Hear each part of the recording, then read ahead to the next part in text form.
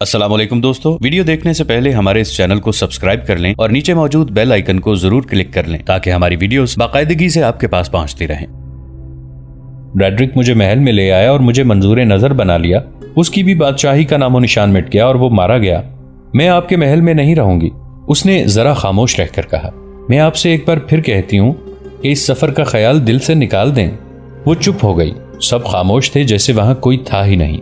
Mirena उठी और परवकार सी चाल चलती दरवाजे तक गई, रुकी और पीछे को मुड़ी।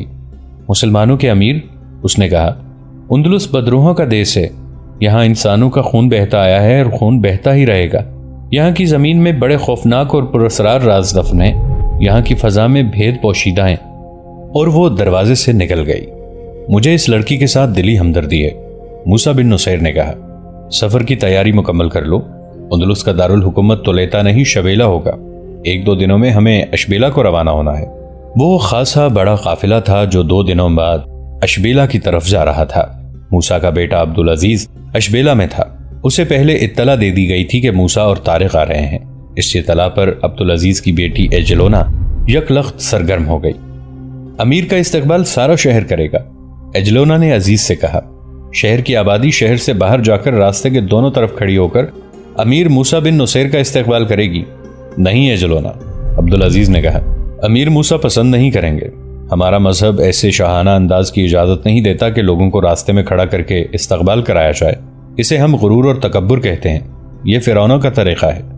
यहाँ के लोग मुसलमान नहीं, एजलोना ने कहा। ये तुम्हें अमीर मूसा और सिपा सालार तारिक को बादशाह समझते हैं। ये लोग बादशाहों के आदी हैं। अगर तुमने उन्हें यह तासुर दिया कि तुम भी उन्हीं जैसे इंसान हो तो उन पर तुम्हारा रोब और दबदबा कायम नहीं होगा और ये बगावत पर उतर आएंगे। मैं तुम्हारे अजीम बाप की यह तौहीन बर्दाश्त नहीं कर सकूंगी कि वो आम लोगों की तरह आएं और रियाया उनकी तरफ तवज्जो ही ना दे। ये इंतजाम मैं करूंगी।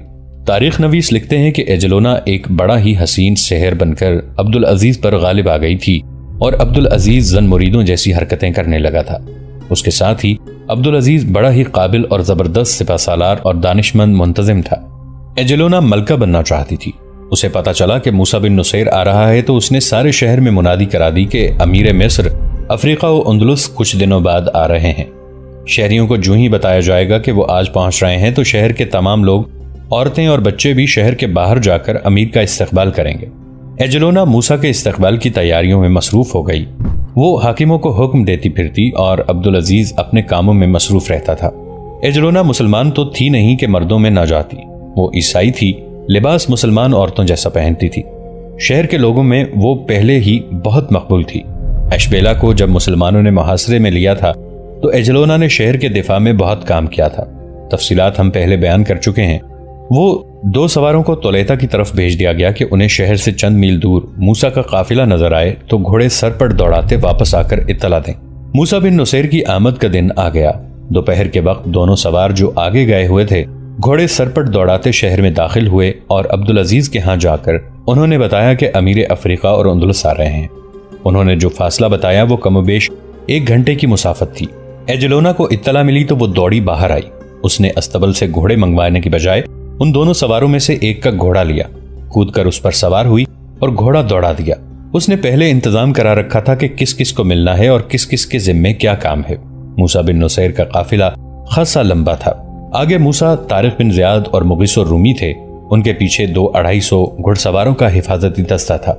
इसके पीछे हजारों जंगी कैदी थे जिनके हाथ मजबूत रस्सियों से बंधे हुए थे। इन कैदियों में उंदुलुस की यानी शाह रेड्रिक की फौज के आला और उनसे कम दर्जा अफसर भी थे। उन्हें यह सहूलत दी गई थी कि वो घोड़ों पर सवार थे। उनमें एक कैदी जो घोड़े पर सवार था सबसे ज्यादा अहम था। वो कर्तबा का गवर्नर था जो मुगीसुर रूमी का खास कैदी था। इस काफिले में घोड़ा गाड़ियां भी थीं। इनमें कनीजें और लौंडियां थीं। इनके पीछे खचरें और खचरों वाली गाड़ियां थीं। ये सब माले गनीमत से लदी हुई थीं।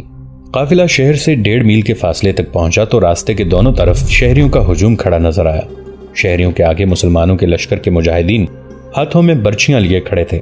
हर बर्छी की अन्नी के करीब सब्ज रंग की तिकोन झंडी बंधी हुई थी। हर मुजाहिद की बर्छी का नीचे वाला सिरा जमीन पर और अन्नी आगे को थी। दूर तक झंडियां अजीब बहार दिखा रही थीं। इसके साथ मुजाहिदीन का एक जैसा सफेद लिबास और ही ज्यादा खूबसूरत मंजर पेश कर रहा था। जहां प्यादों की 2 रोया कतारें खत्म हो जाती थीं, वहां से घुड़सवारों की कतारें शुरू हो जाती थीं। پیادوں اور سواروں کے پیچھے شہری کھڑے تھے، عورتوں اور بچوں کو آگے کھڑا کیا گیا تھا۔ وہ سب بازو اوپر کر کے ہلا رہے تھے اور اس کے ساتھ ہی وہ اپنی زبان میں امیر موسیٰ بن نصیر خوش آمدید اور موسیٰ بن نصیر زندہ باد کے نعرے لگا رہے تھے۔ نوجوان لڑکیوں کے پاس پھولوں سے بھری ہوئی ٹوکریاں تھیں۔ وہ موسیٰ کے راستے میں آگے بڑھ کر پھول بکھیر رہی تھیں۔ موسیٰ کے ہونٹوں پر کچھ اور ہی قسم کی مسکراہٹ تھی اور اس کی گردن اکڑی ہوئی تھی۔ پروفیسر ڈوزی، ڈان پاسکل، ابن بشکوال اور ڈاکٹر کوندے نے چند اور تاریخ دانوں اور اس وقت کی دستاویزات کے حوالے سے لکھا ہے کہ مسلمان فاتحین اس قسم کے شاہانہ جاہ و جلال اور شان و شوکت کے قائل نہیں تھے۔ نہ اسلام انہیں شاہانہ انداز اور طریقے اختیار کرنے کی اجازت دیتا تھا۔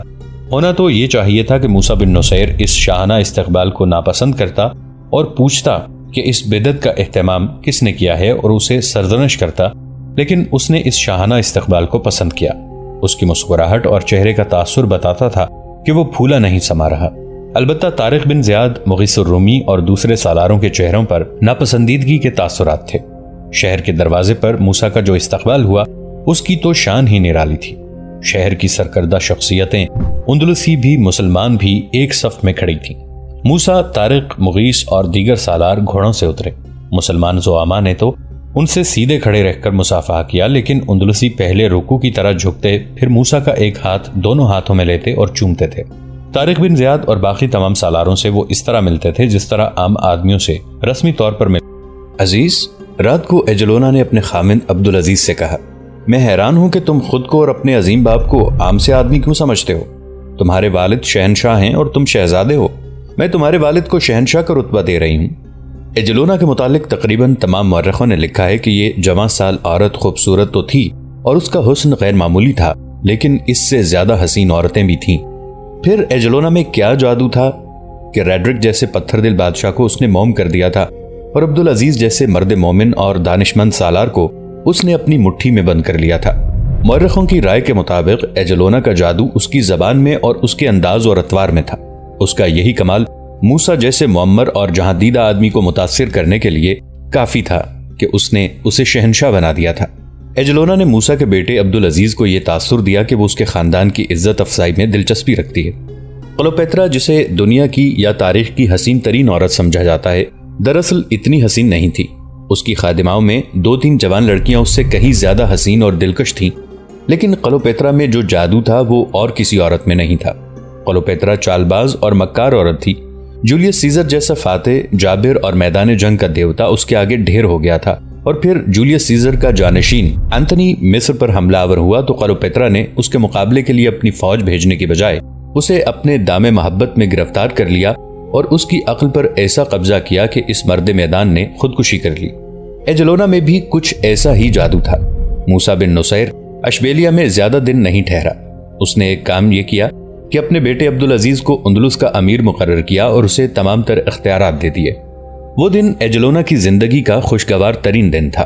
ایسا خوش نصیب دن اس کی زندگی میں اس وقت بھی نہیں آیا تھا جب وہ اندلس کے بادشاہ ریڈرک کی بیوی بنی تھی۔ وہ ریڈرک کی منظور نظر تو بن گئی تھی اور ریڈرک اس کی ہر بات مان لیتا تھا، لیکن وہ منمانی نہیں کر سکتی تھی۔ ریڈرک نے ملکہ کا درجہ ایک اور بیوی کو دے رکھا تھا، اب وہ عبدالعزیز کی بیوی تھی اور منمانیاں کر سکتی تھی۔ موسیٰ بن نصیر نے اشبیلیہ میں رکھا ہوا وہ مال غنیمت اپنے ساتھ لے جانے کے لیے تیار کرایا جو بیت المال کے حصے کا تھا۔ کچھ قیمتی تحفے خلیفہ کے لیے بھی تھے۔ اشبیلیہ میں بھی جنگی قیدی تھے، ان میں کاؤنٹ یعنی نواب اور عمراء اور وزراء بھی تھے، انہیں اپنے ساتھ دمشق لے جانے کے لیے تیار کیا گیا۔ موسیٰ ایک روز اشبیلیہ سے جبل الطارق کو روانہ ہوا۔ فاصلہ 300 میل سے کچھ زیادہ تھا۔ راستے میں کئی چھوٹے بڑے قصبے اور 3-4 شہر آتے تھے۔ موسیٰ کا قافلہ جس قصبے اور جس شہر کے قریب سے گزرتا تھا، وہاں کے لوگ اشبیلیہ کے لوگوں کی طرح راستے کے دونوں طرف کھڑے بازو لہرا لہرا کر نعرے لگاتے اور خوشی کا اظہار کرتے اور راستے میں پھول پھینکتے تھے۔ موسیٰ کے جلوس کے اس استقبال کا اہتمام ایجلونا نے کیا تھا۔ اس نے موسیٰ کے راستے میں آنے والی آبادیوں کے حاکموں کو حکم بھیجا تھا کہ موسیٰ کے استقبال کے لیے شہر کے تمام لوگ باہر نکل آئیں۔ مورخوں نے موسیٰ کے جلوس کو جس طرح بیان کیا ہے وہ اس طرح ہے کہ موسیٰ خلیفہ ولید بن عبد الملک کے دربار میں اندلس کی تمام تر شان و شوکت پیش کرنا چاہتا تھا۔ اس کا مقصد یہ نمائش تھی کہ اس نے ایک ملک ہی نہیں فتح کیا بلکہ وہاں کے زعماء کے دلوں پر بھی فتح حاصل کر لی ہے۔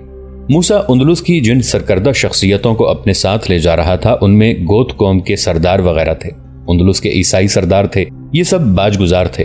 چند ایک اندلسی جرنیل قیدیوں کی حیثیت سے ساتھ تھے اور کچھ سردار قوم یہود کے بھی تھے۔ اس قافلے یا جلوس میں 30,000 جنگی قیدی تھے۔ گھوڑا گاڑیوں میں سینکڑوں لونڈیاں اور کنیزیں تھیں۔ ایک یورپی مورخ ایس پی اسکاٹ نے لکھا ہے کہ لونڈیوں اور کنیزوں کی تعداد لاکھوں میں تھی، جو بالکل غلط ہے۔ دیگر یورپی مورخوں نے تعداد سینکڑوں لکھی ہے۔ یہ وہ اندلسی عورتیں تھیں جنہوں نے خود مسلمانوں کے ساتھ جانے کی خواہش ظاہر کی تھی۔ یہ لونڈیاں تھیں۔ کنیزوں میں عمرا، وزراء اور دیگر سرکردہ خاندانوں کی جوان لڑکیاں تھیں۔ انہیں بھی ان کی رضامندی سے ساتھ لے جایا جا رہا تھا۔ مورخوں نے ان سب کے حسن و جمال کی بہت تعریف کی ہے۔ مال غنیمت اتنا زیادہ تھا کہ سینکڑوں خچروں پر لدا ہوا تھا۔ اس میں تلواریں، برچیاں، کمانیں، زرہ بختریں، جنگی کلہاڑے اور خنجر وغیرہ بھی تھے۔ تقریباً تمام مورخوں اور بقائے نگاروں نے لکھا ہے کہ یہ شان و شوکت کسی شہنشاہ جیسی تھی، جس سے لوگوں نے تو متاثر ہونا ہی تھا۔ خود موسیٰ بن نصیر پر یہ اثرات مرتب ہوئے کہ اس کے انداز اور گفتار میں تکبر اور غرور پیدا ہو گیا۔ بہت دنوں بعد یہ قافلہ جبل الطارق پہنچا، جہاں بحری جہازوں اور کشتیوں کا بیڑا منتظر کھڑا تھا۔ وہاں بھی لوگ موسیٰ کی سلامی کے لیے کھڑے تھے۔ اندلس کے بے شمار نامی گرامی افراد جبل الطارق تک موسیٰ کو الوداع کہنے آئے تھے۔ موسیٰ کے آگے ان کے رکوع، فرشی سلام اور خوشامدانہ کلمات موسیٰ کے دماغ میں رونت پیدا کر رہے تھے۔ اسلام کا یہ بنیادی اصول کہ کوئی انسان دوسرے انسان سے برتر نہیں، بری طرح مجروح ہو رہا تھا۔ یہ بیڑا افریقہ کے ساحل پر قیروان کے مقام پر جا رکا۔ قیروان مصر اور افریقہ کا دارالامارت تھا۔ 1-2 روز وہاں قیام کر کے موسیٰ کا جلوس دمشق کو روانہ ہوا۔ وہاں سے عرب کے معززین، چند ایک بربر سردار اور کچھ مصری زعماء بھی اس جلوس میں شامل ہو گئے۔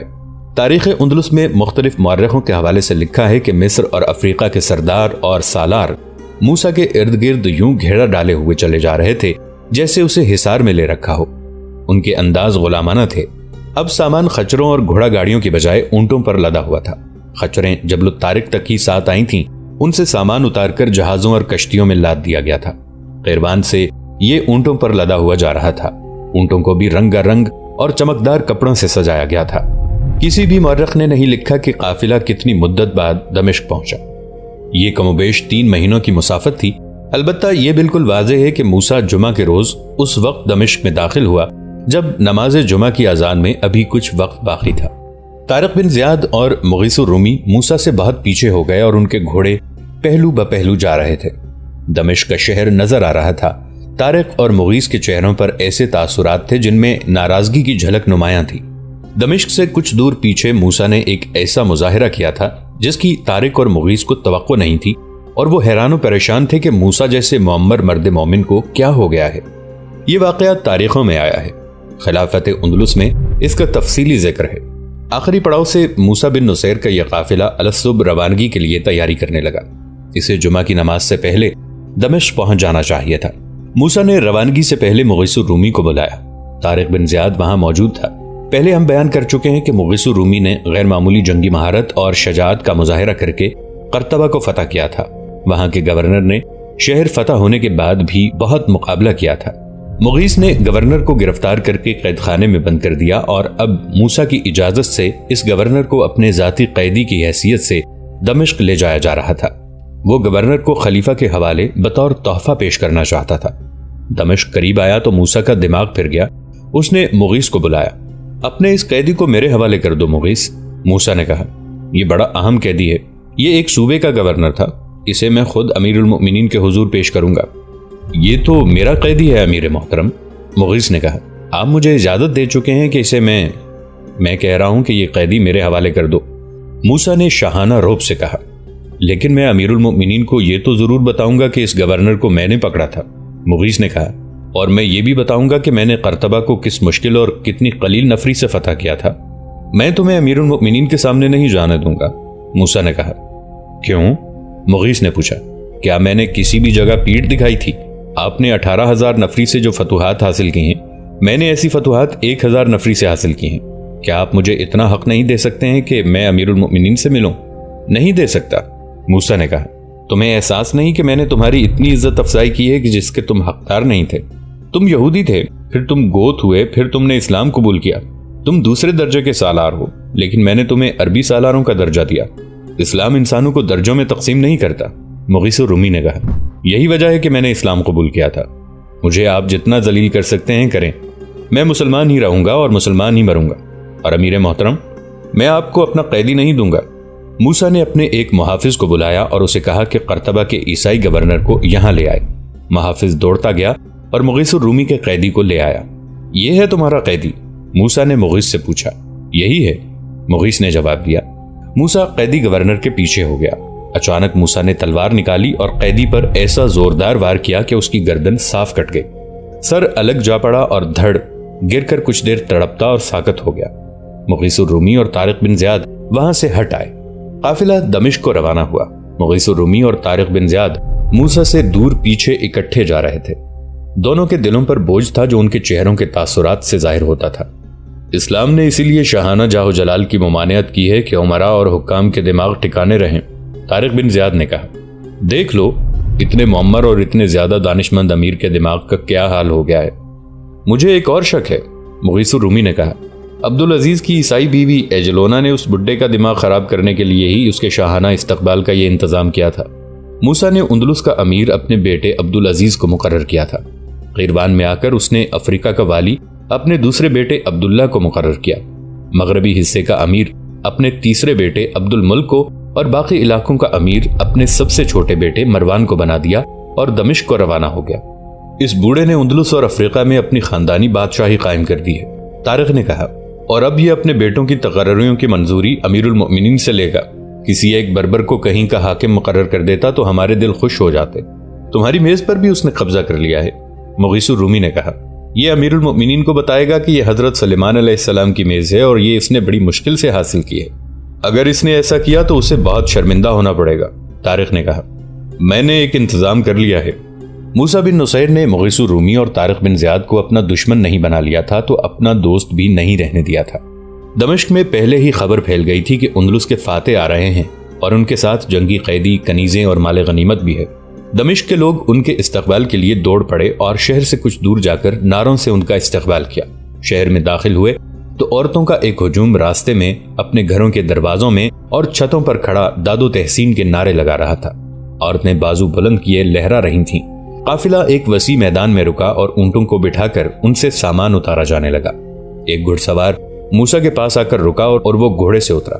اس نے موسیٰ کو الگ کر کے ایک پیغام دیا جو کوئی اور تو نہ سن سکا، لیکن یہ پیغام آج تک تاریخ میں محفوظ ہے۔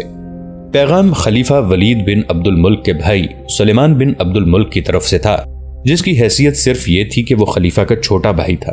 پیغام لانے والا کوئی معمولی حیثیت کا قاصد نہیں بلکہ سلیمان کا خاص آدمی تھا۔ سلیمان بن عبد الملک نے آپ کے لیے یہ پیغام دیا ہے، اس سوار نے کہا۔ انہوں نے کہا ہے کہ امیر المؤمنین ایسی بیماری میں مبتلا ہیں کہ کسی بھی وقت ان کا انتقال ہو سکتا ہے۔ آپ ان سے ملنے نہ جائیں، نہ انہیں کوئی تحفہ یا مال غنیمت کا حصہ دیں، کچھ دن انتظار کریں۔ ان کے انتقال کے بعد امیر المؤمنین سلیمان ہوں گے، پھر تحفے، کنیزیں اور مال غنیمت ان کو پیش کریں۔ کیا یہ حکم ہے، درخواست ہے یا مشورہ ہے؟ موسیٰ نے پوچھا۔ کچھ سمجھ لیں، پیغامبر نے جواب دیا۔ میں نے آپ کو پیغام دے دیا ہے۔ دوستو، آج کے لیے اتنا ہی۔ اسی کہانی کی اگلی قسط کے ساتھ بہت جلد حاضر ہوں گے۔ نیچے کامنٹ سیکشن میں اپنی رائے کا اظہار ضرور کیجیے گا۔ ہمارے اس چینل کو سبسکرائب کر کے نیچے موجود بیل آئیکن کو بھی ضرور کلک کیجیے گا۔ اگلی ملاقات تک کے لیے ہمارا اور آپ کا اللہ نگہبان۔